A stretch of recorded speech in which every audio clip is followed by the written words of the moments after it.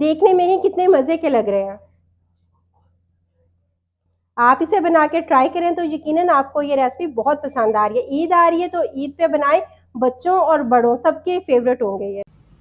अस्सलाम वालेकुम everyone, healthy plate by SM में एक दफ़ा फिर से आपको वेलकम कहते हैं। ईद स्पेशल में आज हम क्रॉसविक बर्गर बनाने लगे हैं, तो देखते हैं इसके लिए हमें क्या क्या चीज़ें चाहिए। सबसे पहले हम बन बनाएंगे और बन बनाने के लिए हमें क्या क्या चीज़ें चाहिए वो देखते हैं। सबसे पहले मैदा चाहिए होगा हमें आधा किलो के करीब। उसके साथ ही हमें चीनी चाहिए होगी 1 टीस्पून और ईस्ट चाहिए होगी। इंस्टेंट ईस्ट हम इस्तेमाल करेंगे तकरीबन 1 टीस्पून से थोड़ी सी ज़्यादा ही इस्तेमाल करेंगे। और नमक चाहिए होगा 1 टीस्पून। अंडा एक अदर चाहिए होगा। ऑयल ले लें, बटर ले लें या घी ले लें, कोई भी चीज़ आप ले लें, तकरीबन 2 टेबलस्पून। और दूध चाहिए होगा, नीम गर्म दूध हम इस्तेमाल करेंगे तकरीबन 1 गिलास, या आटा गूंदने के लिए जितना हमें इस्तेमाल होगा उतना। आप चाहें तो पानी भी कर सकते हैं, लेकिन दूध के साथ टेक्सचर जो है वो बहुत अच्छा आता है। तो चलते हैं हम इसी को बनाने की तरफ। अब हमने नमक, ईस्ट, चीनी, अंडा, ये चीज़ें डाल के और इन सारी चीज़ों को मिक्स कर लेना है। अब हम इसमें दूध डालेंगे और दूध एक दफ़ा सारा इकट्ठा नहीं डालना। ये हो गया है तो अब मैं चम्मच करती हूँ साइड पे और अब हम करते हैं इसे हाथ से गूंद लेते हैं, जैसे हम रोटी बनाने के लिए आटा गूंदते हैं। जैसे जितना अच्छा हमने आटा गूंदा होता है ना, उतनी अच्छी रोटी बनती है। तो इसी तरह से जितने अच्छी हमारी डो बनेगी ना, उतने ही अच्छे हमारे बन के रेडी होंगे। सारा दूध इसमें डाल देना है। अब इसमें हमने एक चीज़ का ध्यान रखना है कि दूध जो है या हम पानी जो भी चीज़ हम इस्तेमाल करें ना, वो नीम गर्म होनी चाहिए। नीम गर्म होगी तो हमारी जो डो है वो बहुत अच्छी बनेगी। अब मैं इसके अंदर डालूंगी ऑयल और अब मैं इसे तकरीबन 3 से 4 मिनट अच्छी तरह से गूंद लूँगी। डो हमारी बिल्कुल रेडी हो गई है, तो इसे अब मैं रेस्ट दूंगी 1 से 1.5 घंटे के लिए, उतनी देर जितनी देर में ये अच्छे से राइस ना हो जाए। ये राइस हो जाएगी तो फिर उसके बाद मैं आपको दिखाती हूँ। स्टेप 2 में हम बना रहे हैं कबाब। तो कबाब बनाने के लिए मेरे पास यहाँ पे मटन का कीमा है, तकरीबन 500 ग्राम है और इसके साथ ही ब्रेड के स्लाइस मैंने लिए हैं 2 अदद। ऑयल चाहिए होगा हमें तकरीबन 2 टेबलस्पून के करीब, और उसके बाद जब हम फ्राई करेंगे तब भी हमें ज़रूरत पड़ेगी। सब्ज़ मिर्चें हैं मेरे पास 4 अदद, ये बड़ी वाली हैं। बड़ी वाली जो सब्ज़ मिर्ची होती हैं वो ज़्यादा कड़वी नहीं होती।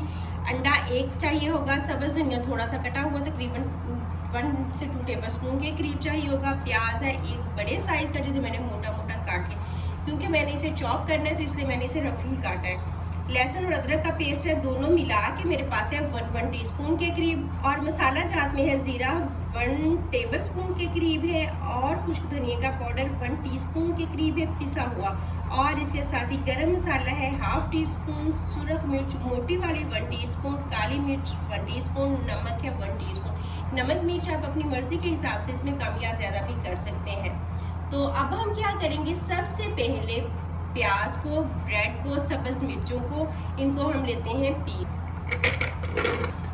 नमक मिर्च जो है वो अपनी मर्ज़ी के हिसाब से आप इसमें कोई चीज़ कम लगे तो कम कर लें, कोई ज़्यादा डालनी हो तो आप अपने टेस्ट के अकॉर्डिंग जो है वो इसको कर सकते हैं। और लहसुन अदरक का अगर पेस्ट ना हो तो आप इसका पाउडर भी डाल सकते हैं। उसी में जिसमें हमने बाकी के मसाला जात पीसे थे ना, उसी के अंदर ही हम डाल देंगे कीमा। चॉप कर लिए हमने इस सारी चीज़ों को, तो अब हम इसके अंदर ऑयल डाल देते हैं, ऑयल के साथ ही अंडा, और इसे अब हमने हाथ से मिक्स करना है। तो ये हो गया है, तो अब आखिर में हम इसमें डाल देंगे सब्ज़ धनिया। तो अब हम इसे थोड़ी देर के लिए ठंडा कर लेते हैं, तकरीबन 15 से 20 मिनट के लिए। तो 15 से 20 मिनट में इसे फ्रिज में रखती हूँ और फिर आपको दिखाती हूँ। डो जो है वो राइस हो गई है, ये देखें। यही इसकी निशानी होती है कि ये जितनी हमने बनाई होती है ना, उससे 3 गुना बड़ी हो जाती है। तो अब मैं क्या करती हूँ, इसकी छोटी छोटी सी ना बॉल्स बना लेती हूँ।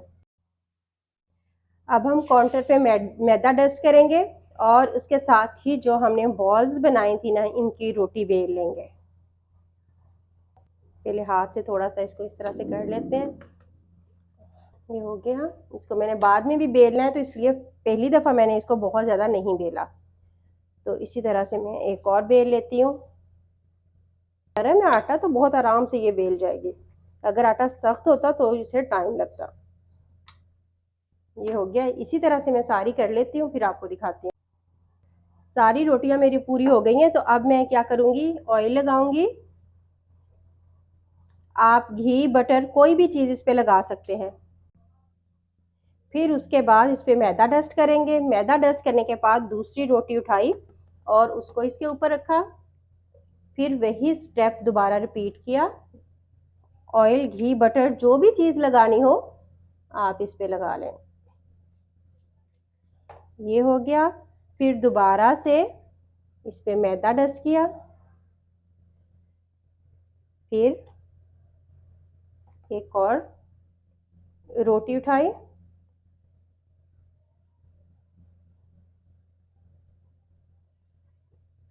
और दोबारा से, अगर कहीं से कोई छोटी या बड़ी रोटी हो तो उसको हम सेट कर सकते हैं, हाथ से ही हम आराम से ये हो जाएगी। फिर उसी तरह से हमने ऑयल लगाया और फिर अब हमने क्या करना है, इसकी थोड़ी सी सेटिंग करनी है और इसके बाद इसको हल्का सा बेल लेना है कि ये जितनी भी हमने लेयरिंग की है ना, सारी जो रोटियां ना साथ चिपक जाएं अच्छी तरह से ना। ये हो गया। तो अब हमने करनी है इसकी कटिंग। सबसे पहले इस तरह से। अब यहाँ पे आपकी मर्जी है, अगर बड़े बनाने हो तो इस तरह से बना लें, आप इसको आगे मजीद ना काटें। लेकिन मुझे छोटा साइज रखना है तो मैं इसकी मजीद कटिंग कर रही हूँ। तो अब हमने क्या करना है, कटिंग हमारी हो गई है, इधर से साथ नहीं हुई, तो एक पीस उठाया, यहाँ से हमने इसे फोल्ड करना शुरू किया। ये देखें इस तरह से, इसे हमने साइड पे रखा और इसी तरह से एक और उठाया।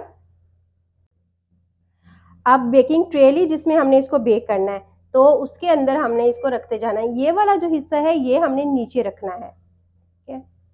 तो हमने जितने भी बनाए थे ना तो हम इसमें रखते जाएंगे।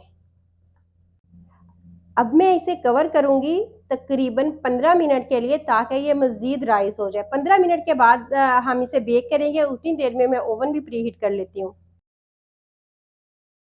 राइस हो गए हैं, तो अब हम क्या करते हैं, इनके ऊपर हमने अंडा ब्रश करना है। अंडा हम ब्रश करते हैं, ये हम कलर के लिए करते हैं, बड़ा जबरदस्त सा कलर आता है फिर इससे ना। मैं इसे ओवन में बेक करूंगी, तो आप चाहें तो आप इसे पतीले में भी कर सकते हैं। जिस तरह हम केक बनाते हैं ना, तो उसी तरह से नमक बिछाएं पतीले में और उसमें आप ये रखें और तकरीबन 15 से 20 मिनट में ये बेक हो जाएंगे। या फिर हीट के हिसाब से आप चेक कर सकते हैं कि गैस किस तरह से आ रही है, क्योंकि आजकल गैस का भी इशू होता है ना, तो टाइम जो है वो कम या ज़्यादा हो सकता है। तो ये हो गए हैं, तो अब ये रेडी हैं बेक होने के लिए, तो मैं इन्हें रखती हूँ बेक होने के लिए। क्रॉसडिट जब तक हमारे बेक हो रहे हैं ना, उतनी देर तक हम क्या कर लेते हैं, कबाब बना लेते हैं। इसे मैंने रेस्ट दी थी फ्रिज में, तो ये अच्छी तरह से ठंडा हो चुका है। अब आपको कबाब के लिए जो भी शेप बनानी हो आप उस शेप में इसे बना लें। जितने साइज के बनाने हो उतना बैटर ले और इस तरह से, इसी तरह से मैं बनाती जाऊंगी, साथ साथ ही मैं इसे फ्राई करती जाऊंगी। अब हम पैन में सबसे पहले ऑयल डाल देंगे। तकरीबन हमने ऑयल डालना है इसके अंदर 2 टेबलस्पून के करीब। ऑयल डाल के और इसको थोड़ा सा गर्म होने दें। पैन गर्म हो गया है, तो अब हम इसके अंदर कबाब रखते जाएंगे। जिस भी शेप के आपको बनाने हो आप उसी ही शेप के बना लें। आप चाहें तो इसे बना के फ्रीज भी कर सकते हैं, जैसे कि ईद आ रही है, ईद पे बनाएं और इसे फ्रीज कर लें, फिर जब जरूरत हो निकाला और फ्राई कर लिया। या इस तरह से आप हाफ फ्राई करके भी फ्रीज कर सकते हैं और इस तरह से कच्चे भी बना के ना इसे फ्रीज कर सकते हैं। तो अब मीडियम आंच में मैं इसे पकाऊंगी तकरीबन 2 से 3 मिनट एक साइड से। तकरीबन 3 मिनट हो गए, तो अब हम चेक कर लेते हैं इन्हें।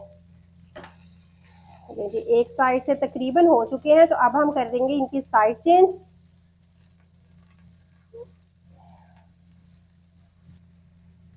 तो अब मैं इस साइड से इसको पकाती हूँ तकरीबन 3 से 4 मिनट के लिए, और अब मैंने आंच जो है बिल्कुल कम कर देनी है। ये बेक हो गए हैं हमारे। ऑयल बटर कोई भी चीज़ आप इसमें डाल सकते हैं, मेल्टेड बटर या ऑयल, ये इसे नरम करने के लिए होता है। मैंने ऑयल में हल्का सा पानी डाला है, बिल्कुल हल्का सा। अब मैं इसे कवर करूंगी तकरीबन 5 मिनट के लिए, ताकि ये नरम हो जाए, फिर बिल्कुल बाजार जैसे हो जाएंगे। अब हम अपने कबाब चेक कर लेते हैं, हमारे रेडी हैं। तो अब हम चलते हैं इनकी सेटिंग करने की तरफ। ठंडा हो गया तो अब हम करते हैं इसकी कटिंग।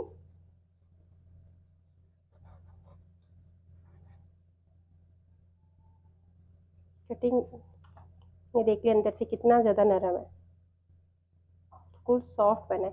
तो अब हम इस पे लगाएंगे जो भी चीज़ आपको पसंद हो वो आप इस पे लगा लें, केचप, मायोनीज।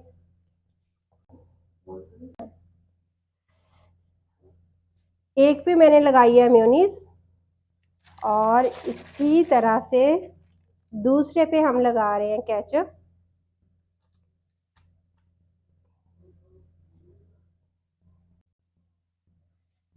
तो अब हम इसके ऊपर रखेंगे सबसे पहले सैलेड।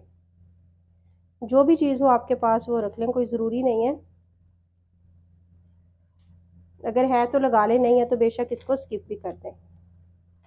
इसके साथ ही हम रखेंगे कबाब, और थर्ड स्टेप जाएगा सब्जी का।